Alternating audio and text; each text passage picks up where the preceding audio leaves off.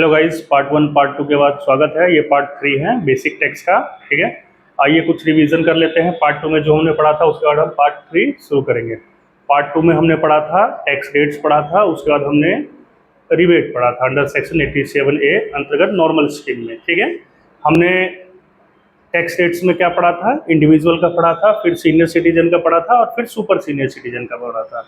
Individual में हमने क्या पढ़ा था, इंडिविजुअल कौन इंडिविजुअल जिसकी एज 60 साल से कम हो। ठीक है, क्या हमने पढ़ा था, 2.5 लाख तक कोई भी टैक्स नहीं है, 2.5 से 5 @5% टैक्स लगता है, 5 से 10 20% और 10 से ऊपर 30%। सीनियर सिटीजन के केस में हमने क्या पढ़ा, सीनियर सिटीजन पहले होते कौन है, जिनकी एज 60 या उससे ज़्यादा हो बट लेस देन 80 हो, वो सीनियर सिटीजन हुए। ठीक है, उनके केस में क्या था, तो 3 लाख तक इनकम पे कोई टैक्स नहीं, 3 से 5 5% और 5 से 10 20% और 10 से ऊपर 30%। ठीक है, अगला हमने पढ़ा था सुपर सीनियर सिटीजन के केस में। सुपर सीनियर सिटीजन कौन होते हैं, जिनकी एज 80 या उससे ज़्यादा होता है वो सुपर सीनियर सिटीजन होते हैं। उनके केस में क्या पढ़ा था हमने, उनके केस में हमने ये पढ़ा था कि 5 लाख तक के इनकम पे कोई टैक्स नहीं, 5 से 10 20% और 10 से ऊपर 30%।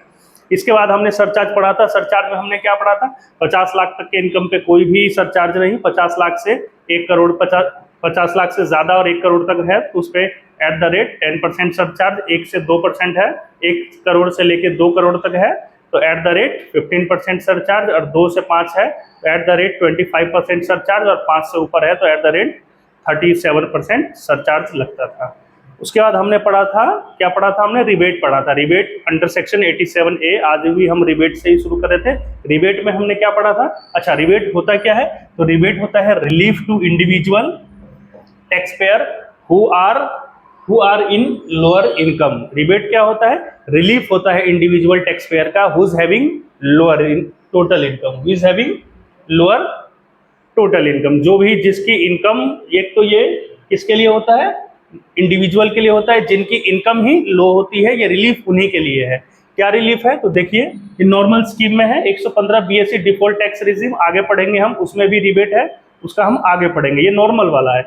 इसमें हमने क्या पढ़ा था, हमने पिछली क्लास में पढ़ा था रिबेट किसको एप्लीकेबल होगा, एलिजिबिलिटी क्राइटेरिया में इंडिविजुअल को रिबेट एप्लीकेबल होगा, प्लस रेजिडेंट इन इंडिया, और जिसकी इनकम 5 लाख तक होगी रिबेट उसी को मिलेगा। देखिए ध्यान से जरा, his total income does not exceed ₹5 lakh, यानी कि जिसकी इनकम अप टू 5 लाख होगी। कौन सी income, total income, total income, total income. मैंने आपको टोटल इनकम भी कैलकुलेट करना सिखाया था। टोटल इनकम कैसे कैलकुलेट करते थे, तो ग्रॉस टोटल इनकम पहले हम निकालते थे। ग्रॉस टोटल इनकम कैसे हम निकालते थे, income from all 5 heads plus clubbing plus undisclosed income plus minus adjustment of carry forward and set of, ये ग्रॉस टोटल इनकम निकल के आता था। जो भी हमारा निकल के आया उसमें से हम डिडक्शन माइनस कर देते थे। Deduction under section 80C to 80U, जो भी डिडक्शन माइनस हम इसमें से करते थे, जो हमारा निकल के आता था वो हमारा हुआ टोटल इनकम। तो हम इस टोटल इनकम की बात कर रहे हैं। अगर हमारा total income up to 5 lakh है तो ही हम रिबेट देंगे। टोटल इनकम, ध्यान रखिएगा, टोटल इनकम की बात कर रहा है, ग्रॉस टोटल इनकम की बात ये नहीं कर रहा है। यानी कि ग्रॉस टोटल इनकम पे डिडक्शन देने के बाद जो टोटल इनकम निकल के आया वो अगर 5 लाख तक है तो रिबेट के लिए एप्लीकेबल है।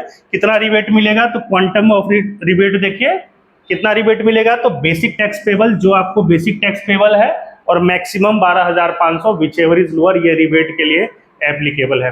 ठीक है, मैंने रिबेट पिछले पार्ट 2 में भी समझाया हुआ है, आप वहां पे जाके देख सकते हैं, मैंने कैलकुलेशन भी किया हुआ है। मैंने यहाँ एक अलग प्रॉब्लम लिया हुआ है, देखिए जरा, देखिए एक मैंने यहाँ क्वेश्चन लिया है, mister X age 30 years having gross total income, gross total income 6,50,000 and deduction under section 80C to 80U 1.5 lakh है। कंप्यूट टोटल इनकम, ठीक है, एंड टैक्स लायबिलिटी। ठीक है, 2 चीज निकालना है, टोटल इनकम निकालना है और टैक्स लायबिलिटी निकालना है। आपको एक बात पता है कौन से कैटेगरी में फॉल करता है ये टैक्स लायबिलिटी वाला, इंडिविजुअल में है, सीनियर सिटीजन में है या सुपर सीनियर सिटीजन में। एज देखेंगे 30 ईयर्स है तो इंडिविजुअल में है, ये टैक्स रेट कौन सा लगेगा, इंडिविजुअल वाला लगेगा। तो ध्यान से देखिए, पहले हम टोटल इनकम निकालते हैं, पहले हम निकालेंगे टोटल इनकम। टोटल इनकम में हम क्या निकालेंगे, हमारे पास ग्रॉस टोटल इनकम कितना है, ग्रॉस टोटल इनकम है हमारा ₹6,50,000। इसमें से डिडक्शन हम माइनस करेंगे, डिडक्शन कौन सा, डिडक्शन 80C से लेके 80U, कितना है डिडक्शन हमारा? डिडक्शन का अमाउंट देखिए 1.5 लाख है, 1,50,000। कितना आया हमारा टोटल इनकम? 5 लाख आ गया।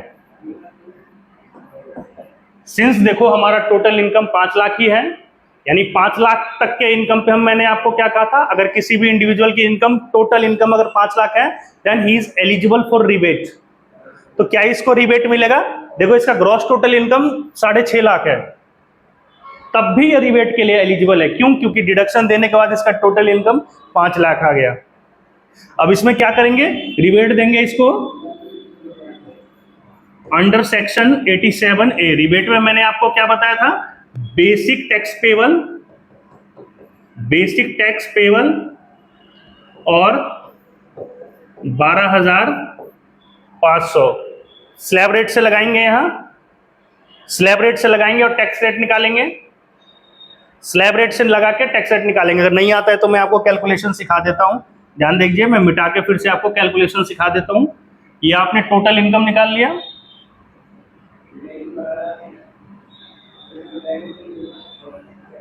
सिंस हमारा टोटल इनकम आ गया कितना? 5 लाख। अब हमको क्या निकालना है? Tax liability. तो अब आपको टैक्स लायबिलिटी निकालना सिखा रहे हैं। देखिए income range, tax rates, amount. मैंने आपको क्या सिखाया? टोटल इनकम निकालना। अब आपको टैक्स लायबिलिटी निकालना सिखा रहा हूं। तो up to 2.5 lakh slab rate apply होगा, क्योंकि देखो यहाँ इंडिविजुअल है, 30 साल का है, तो इंडिविजुअल वाला स्लैब रेट अप्लाई होगा। एट द रेट नील, क्योंकि 2.5 लाख तक के इनकम पे कोई भी टैक्स नहीं है, और from 2.5 lakh to 5 lakh at the rate 5%। तो 5 लाख में से 2.5 लाख घटा दोगे तो 2.5 लाख ही बचेगा। 2.5 पे एट द रेट 5% लोगे तो 12,500 ये आपका निकल के आया। 12,500 ये आपका निकल के आ गया बेसिक टैक्स। ठीक है, यहां आप बेसिक टैक्स में क्या जोड़ते थे? 4% health and education cess. Since यहां रिबेट एप्लीकेबल होगा क्योंकि टोटल इनकम आपका 5 लाख है, तो यहां हम रिबेट दे देंगे। रिबेट अंडर सेक्शन 87A क्या रिबेट होगा? तो बेसिक टैक्स पेबल और 12,500 whichever is lower allowed as rebate. तो बेसिक टैक्स कितना देना है? तो 12,500 इतना ही है, और मैक्सिमम कितना है? 12,500। तो दोनों सेम ही हुआ मैक्सिमम, यानी कि 12,500 तक हम क्या करेंगे? रिबेट दे देंगे। हमारा टैक्स लायबिलिटी कितना आया? नील। अब नील पे जोड़ देंगे 4% हेल्थ एंड एजुकेशन सेस, नील ही आ गया। समझ में आया ना? वैसे तो हम यहाँ क्या जोड़ते हैं बेसिक टैक्स पे? हेल्थ एंड एजुकेशन सेस, क्योंकि हमारी टोटल इनकम 5 लाख है, तो ये रिबेट के लिए भी एलिजिबल है, तो हमने फिर रिबेट दे दिया अंडर सेक्शन 87A के। फिर हमारी टैक्स लायबिलिटी कितनी आ गई? नील आ गई। बच्चों समझ में आ गया रिबेट का कॉन्सेप्ट? आगे की तरफ चलते हैं।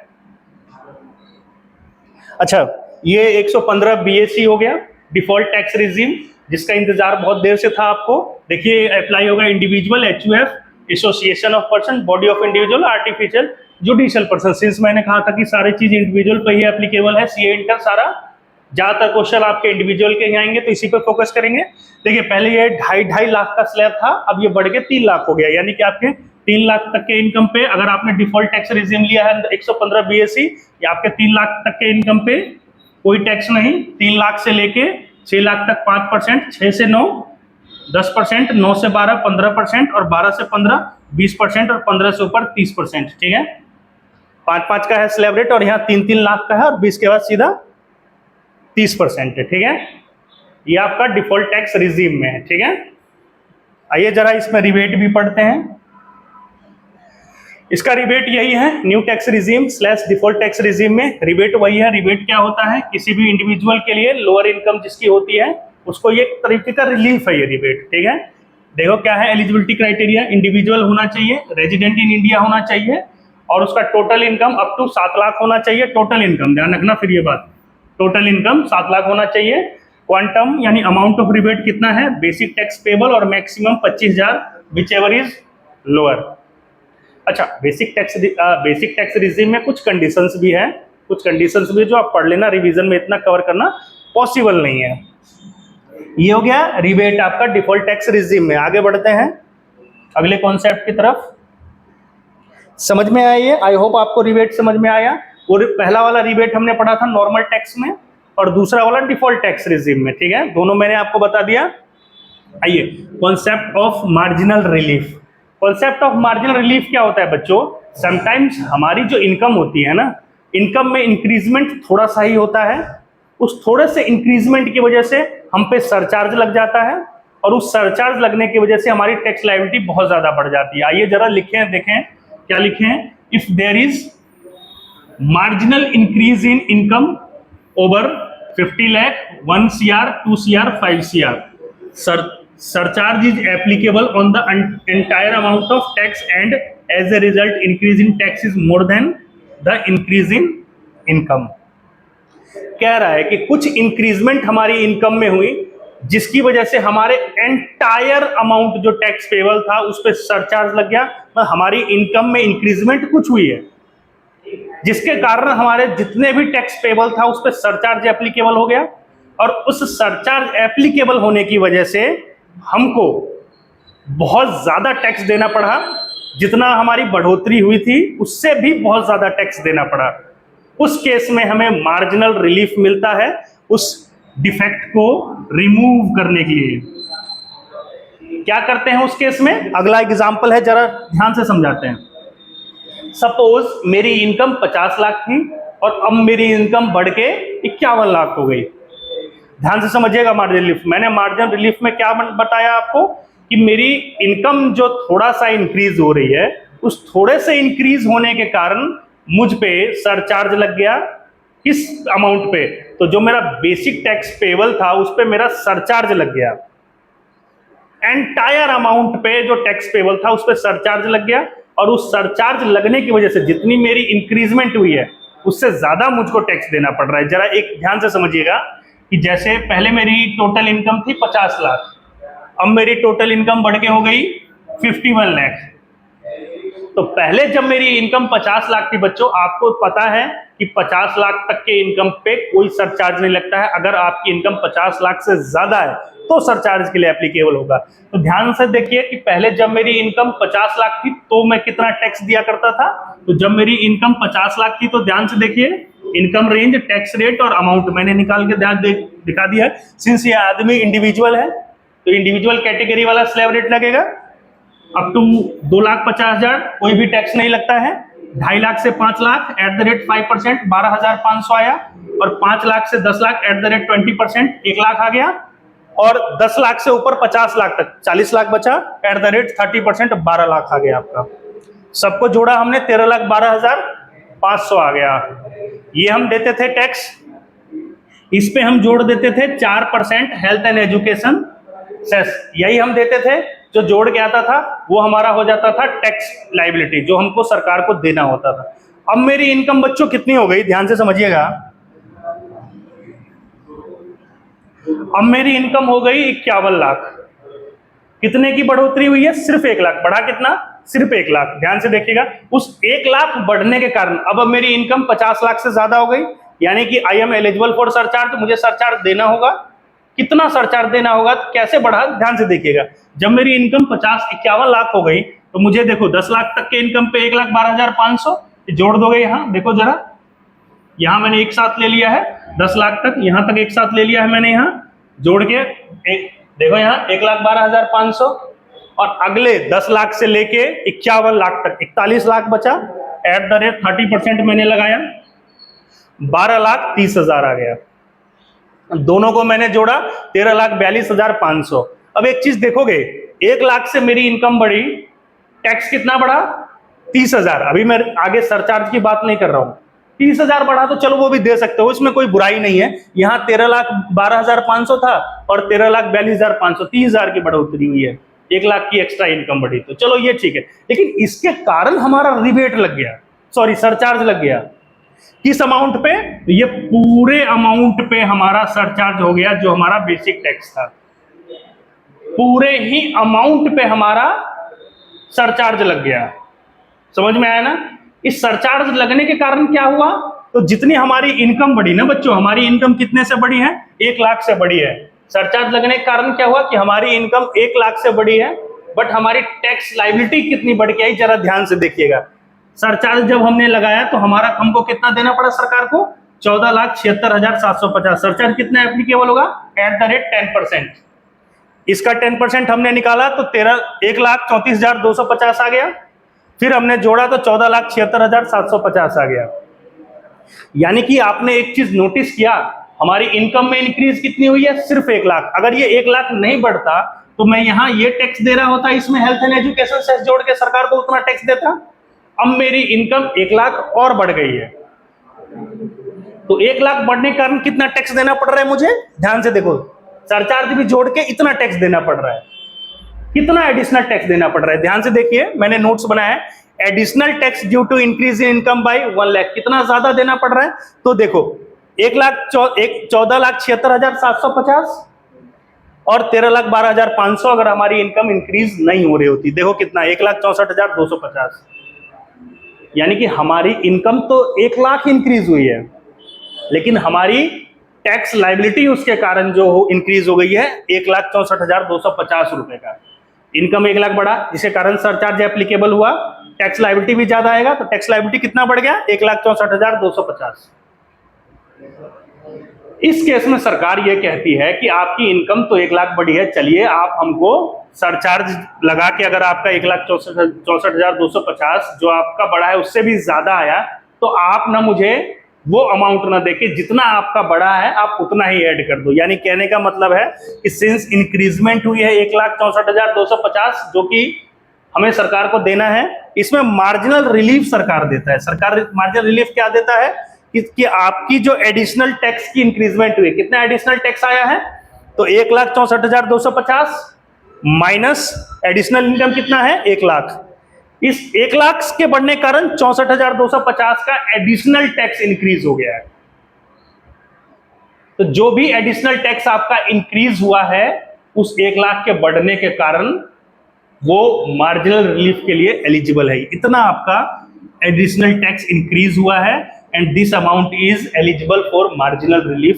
आप इतना मार्जिनल रिलीफ दे दोगे और ये आपका निकल के आएगा, ठीक है। जो ये निकल के आया उस पर फिर 4% हेल्थ एंड एजुकेशन सेस दे दोगे। ऐसे भी आप इसमें रीचेक कर सकते हैं, जैसे आपका 13,12,500 है, ये आया क्योंकि आपका 1 लाख अगर इंक्रीज हो गया तो टैक्स लायबिलिटी कितने से इंक्रीज हो गई? 64,250, ठीक है। आप क्या करिएगा इसको रीचेक करने के लिए, इसमें एक्स्ट्रा जो है आपका 1 लाख उसको जोड़ दीजिए, ये आपका हो गया 14,12,500। ये आपका रीचेक हो गया, सॉरी, यहां